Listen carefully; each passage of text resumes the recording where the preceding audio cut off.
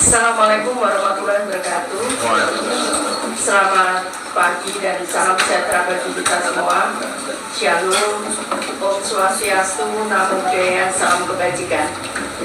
Rahayu.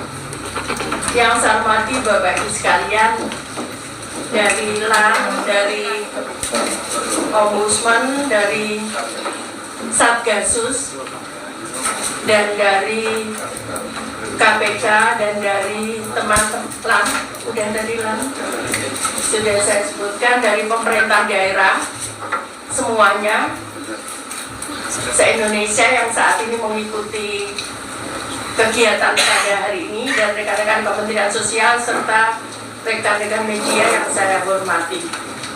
Jadi sesuai yang diamanatkan di dalam Undang-Undang Nomor 13 Tahun 2011 tentang fakir miskin, diamanatkan bahwa usulan penerima bantuan sosial itu diusulkan oleh daerah kepada Kementerian Sosial melalui mekanisme musyawarah kelurahan atau musyawarah desa. Untuk proses musyawarah desa dan musyawarah kelurahan itu bisa dicantumkan, karena mohon maaf Bapak Ibu sekalian, para kepala dinas sosial dan daerah yang saat ini mendengar, kenapa saya harus menyampaikan ini, karena kadang usulannya mohon maaf ada laporan ke kami bahwa itu yang diusulkan orang-orang terdekatnya si A, kemudian bahkan ada yang dia pejabat dia bertanggung jawab terhadap ini, dia mengusulkan dirinya sendiri. Kemudian pemerintah daerah kabupaten dapat mengusulkan data yang belum diusulkan oleh desa atau kelurahan atau nama lain yang dianggap layak. Di Padang itu namanya Nagari, kemudian ada di Aceh itu namanya Gampong gitu. Jadi ini yang dimaksud nama lain itu kadang-kadang di daerah namanya beda gitu. Nah karena itu bisa diusulkan di luar itu, identitas diri, foto rumah atau tempat tinggal, tampak depan dan bagian dalam, karena ini penting Mbak, karena jangan sampai kami juga masih menemukan beberapa rumah yang mestinya menurut saya tidak layak. Kalau misalnya ada dispute, ya rumahnya bagus tapi dia miskin, maka harus ada verifikasi lain yang harus Bapak Ibu yakinkan bahwa mereka miskin. Tapi kalau nggak ada, kami tetap menilai. Contohnya misalkan, saat itu kami pernah dikomplain, ini orang ini kaya, tapi kita lihat tuh rumahnya jelek. Ternyata setelah kita cek ke lapangan bersama-sama, ternyata dia memang punya sapi 9. Dia ngakui bahwa dia nggak suka nggak mau memperbaiki rumah, tapi dia memang punya sapi 9. Tapi akhirnya dia yang bersangkutan mengundurkan diri. Nah kemudian titik koordinat rumah ini menjadi penting, karena kami punya alat untuk bagaimana kami bisa mendeteksi berapa luasan rumah itu kalau titik koordinatnya lengkap.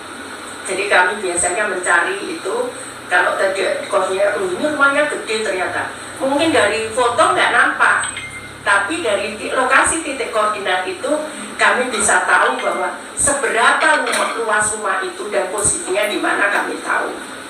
Seperti itu. Yang selanjutnya dilakukan pengesahan bupati, wali kota atau wakil bupati atau wakil kota atau sekda atas nama bupati, kemudian dikirim kepada kami. Kemudian Bapak Ibu sekalian juga, jadi aplikasi ini bisa di-download lewat Play Store. Nanti mungkin Pak Kepala Pusdatin bisa menjelaskan dengan aplikasi namanya Cek Bansos. Jadi Bapak Ibu sekalian, nanti akan kita Senin itu akan kita training untuk daerah, sosialisasikan dan kita training untuk daerah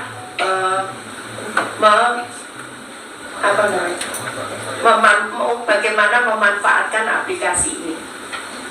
Jadi sekali lagi ini semua akan tahu sebetulnya nama si A misalkan di penerima bansos ini usulan siapa. Kalau Bapak Ibu sekalian tidak ingin misalkan, oh ya Risma ini sudah nggak layak, maka Bapak Ibu sekalian juga bisa mengusulkan itu menjadi tidak layak. Tapi kalau misalkan mau ini layak gitu, Bapak Ibu juga bisa mengusulkan itu layak untuk menerima. Seperti itu.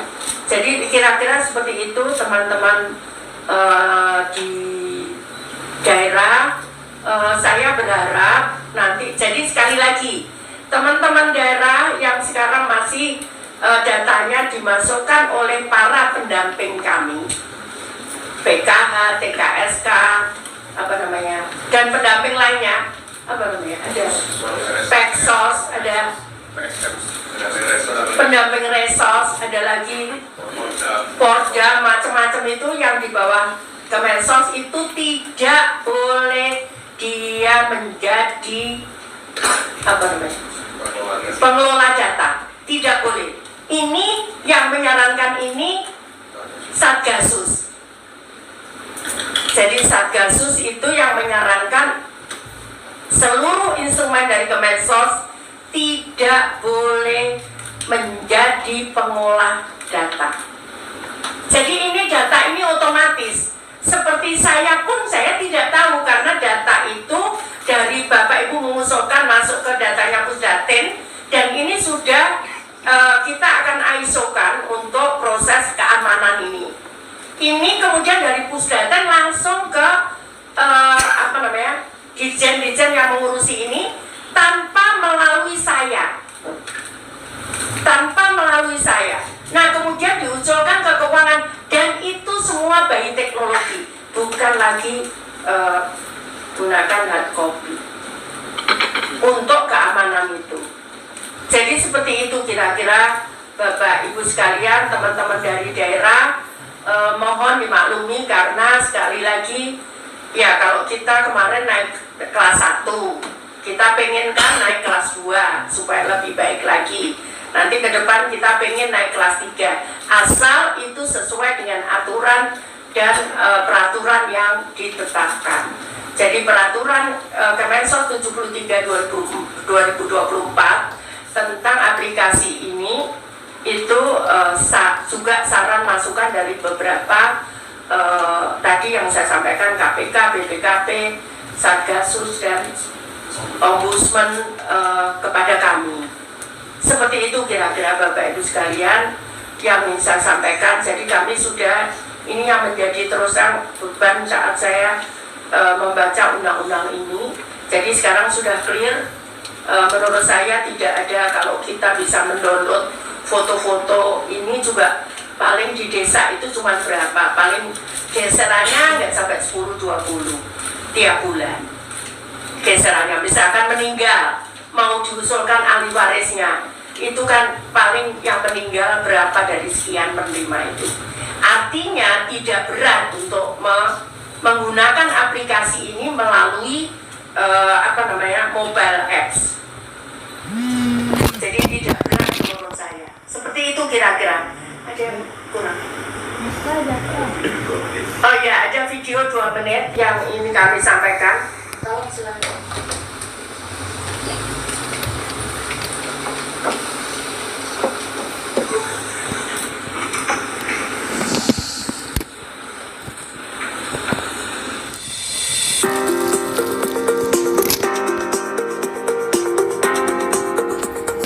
Mekanisme pengusulan penetapan bansos atau DTKS telah diperbarui dan ditingkatkan tata kelolanya. Peningkatan tata kelola dimaksudkan untuk bansos lebih tepat sasaran, dengan mengingat bahwa pemerintah daerah telah menunjukkan partisipasi yang baik dalam pengusulan menggunakan teknologi informasi melalui aplikasi 6NG. Kunci peningkatan tata kelola dilakukan dengan cara melibatkan banyak orang dalam pengusulan bansos atau DTKS melalui Musdes atau Muskal atau nama lain. Diharapkan kebijaksanaan kolektif dalam musyawarah dapat meningkatkan akseptabilitas publik. Musyawarah ini dapat dilaksanakan paling sedikitnya 1 kali dalam 3 bulan dengan mengunggah berita acara dokumentasi, publikasi, dan daftar hadir musdes atau muskal. Dalam hal musyawarah tidak dilaksanakan, kepala desa atau lurah atau nama lain bisa menyampaikan usulan dengan menggunakan surat pernyataan tanggung jawab mutlak atau SPTJM.